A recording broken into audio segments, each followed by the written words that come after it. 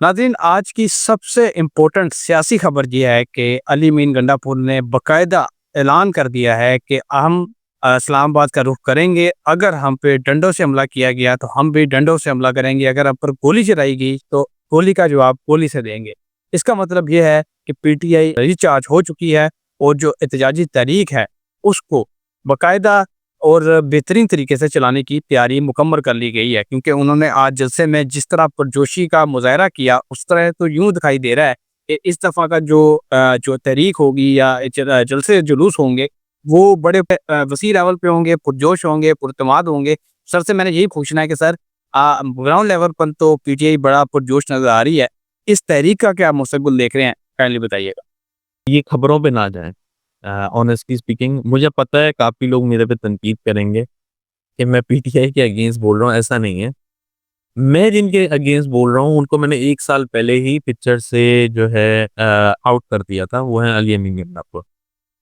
उनकी जो पर्सनैलिटी है, जो उनके कार्ड्स हैं, वो बहुत क्लियरली शो करते हैं कि ये जो हैं सिर्फ़ डराने और बड़ी-बड़ी बातों करने के माहिर हैं। इसके अलावा प्रैक्टिकल या ग्राउंड रियलिटी पे ये कुछ एक्ट ऐसा नहीं करेंगे जिसकी वजह से आप बोलें कि ये डंडे, गोलियाँ और ये वो चलने वाली हैं। डेफ़िनेटली चलेंगी अगर ये इस टाइम पे स्टार्ट हो गई तहरीक, मैंने आपको बहुत दफ़ा बताया। और आप अली अमीन गंडापुर को रिलायबल पर्सनैलिटी नहीं समझ सकते, स्पेशली इन फॉर पीटीआई, क्योंकि पीटीआई के लिए ऐसे बंदे की ज़रूरत है जो बोले कम, काम ज़्यादा करे। और मैंने आपको आपके शायद वीलॉग में नहीं कहा, लेकिन मैंने बेतहाशा वीलॉग में कहा है कि पीटीआई का जो फाउंडेशन चार्ट है, उसमें मुझे ट्रांसफॉर्मेशन दिख रही है। ट्रांसफॉर्मेशन का मतलब ये होता है कि उसमें बड़ी-बड़ी मेजर चेंजेस आने वाली हैं।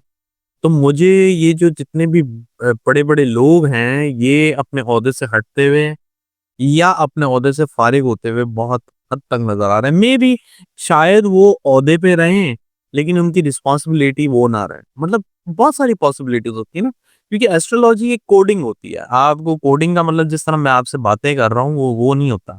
ये आपको प्रोबेबिलिटीज़ समझनी पड़ती है अपने एक्सपीरियंस के साथ। तो कहने का मकसद ये है, पीटीआई में जो चेंज लाएगा, वो लाएगा फेमिनाइन एनर्जी। फेमिनाइन एनर्जी से मुराद ये है ख़वातीन। जब तक ख़वातीन इस तहरीक में या इस तहरीक को लीड करते हुए ना दिखें, मेरी तरफ से ये तहरीक जो है अनफॉर्चुनेटली अपने मुस्तकबिल में अचीवमेंट हासिल करने के काबिल नहीं है। ये भी पॉसिबिलिटीज़ हैं कि कोई इनके पास नया टाइटल आ जाए, लाइक टाइटल से मुराद ये है कि कोई न्यू एंटिटी आ जाए जो इसको लीड करे। अगर वो आएगी फिर मैं कार्ड्स ड्रॉ करके आपको बता सकूँगा कि ये जो जो भी बंदा है या खातून है, क्या ये इसके अंदर इतनी ताकत है या इतनी एबिलिटीज़ हैं कि ये पीटीआई को एक मेजर लेवल तक लेके जा सकती हैं। तो उससे पहले ये सारी बातें जो हैं मेरे ख्याल से हवा में तीर मारने के बराबर है। ठीक। सर, मुझे ये बताइएगा कि इमरान खान साहब को आइंदा आने वाले दिनों में जो रिलीफ़ है, उन्हें तहरीक के ज़रिए मिलेगा या फिर मुज़ाकरात के ज़रिए? उनका चार्ट क्या बता रहा है? उन्हें क्या करना चाहिए? ये एडवाइस भी काइंडली कर दीजिएगा। सर वो मेरी तो सुनेंगे नहीं, बात ये है पहली बात। दूसरी बात ये है जो चार्ट उनका दिख रहा है वो चार्ट मैं वक्ती ज़ायचे को फ़ॉलो कर रहा हूँ, मैं आपको फिर से बता चुका हूँ, क्योंकि उनका चार्ट मुझे लगता है गलत है। चार्ट से मुराद time of birth, date of birth मुझे गलत लगती है। अब जो आप वक्ती ज़ायचे की बात करें तो उनको इस वक़्त में रिलीफ़ मिला है, मैंने आपको बताया है। उनके पास पॉसिबिलिटीज़, अपॉर्च्युनिटीज़ पहुँची हैं, लेकिन अब वो उसके ऊपर कैसा रिएक्ट करते हैं, वो एक बड़ा क्वेश्चन मार्क है। क्योंकि जो पर्सनैलिटी और जो प्लैनेट्स हैं, वो ऐसा लग रहा है कि वो उनको एक्सेप्ट नहीं करने वाले, जिसकी वजह से उनको फिर एक कदम पीछे हटना पड़ेगा। बट पॉसिबिलिटीज़, अपॉर्च्युनिटीज़ आएँगी और मैं अभी भी इस बात पे कायम हूँ कि बहुत जल्दी खान साहब आपके लिए एक न्यूज़ भी देने वाले हैं। मे बी पॉसिबल वो सरप्राइज़िंग न्यूज़ हो जिसकी वजह से एक पीटीआई में नई जान आ जाए। क्योंकि खान साहब के ज़ायचे में तब्दीलियाँ हैं और जो फाउंडेशन ऑफ पीटीआई है उसमें ऐसा दिखता है कि वहाँ तो ट्रांसफॉर्मेशन। तो ये दोनों चीज़ों से अगर मैं क्लब करूँ इस इन्फॉर्मेशन को तो बड़ा क्लियरली दिखता है कि कोई मेजर ट्रांसफॉर्मेशन या मेजर रूल्स रेगुलेशन चेंजेस आपको बहुत जल्दी नज़र आने वाली हैं। ठीक है। सर मुझे एक और चीज़ बताइएगा कि अगर पीटीआई की तरफ से आने वाले दिनों में तहरीक चलाई जाती है, तो क्या हुकूमत की तरफ से उन्हें टफ़ टाइम मिलेगा या इस मर्तबा उन्हें इजाज़त मिल जाएगी कि आप आएँ, एहतजाज करें और जाएँ? ऐसा कुछ आपको दिखाई दे रहा है? क्योंकि गर्मी का मौसम बड़ी शिद्दत से पाकिस्तान में जारी है, हीट वेव यहाँ पर जारी है। ज़ाहिर है कोई भी अगर एहतजाज होगा तो वो ज़्यादा दिनों तक जारी नहीं रह सकता। तो आपको ऐसा लग रहा है कि हुकूमत इन्हें स्पेस देगी एहतजाज करने के लिए? मुझे नहीं लगता हुकूमत स्पेस देगी, मुझे तो ये लगता है कि फिर मार-धाड़, chaos, chaotic एनवायरनमेंट और समझें झड़पें छिड़ेंगी, मुझे नहीं दिख रहा।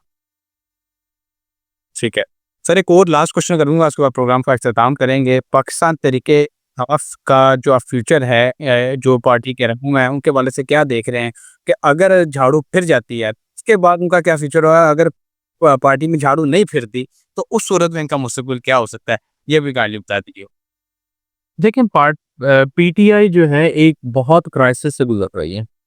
मैंने आपको जून के शुरू में कहा था कि ये जो महीना है पीटीआई के लिए बड़ा मुश्किल होगा। इसकी वजह वजह यही है कि उनकी पार्टी के अंदर झाड़ू फिर गया होगा, मुझे तो लगता है अभी तक इतना नहीं है फिरने वाला है। जो मेजर नोटिफिकेशन है वो जारी हो चुकी हुई होंगी और सब चीज़ें प्लान हो चुकी हुई हैं। तो अब ये इम्प्लीमेंट की देर है।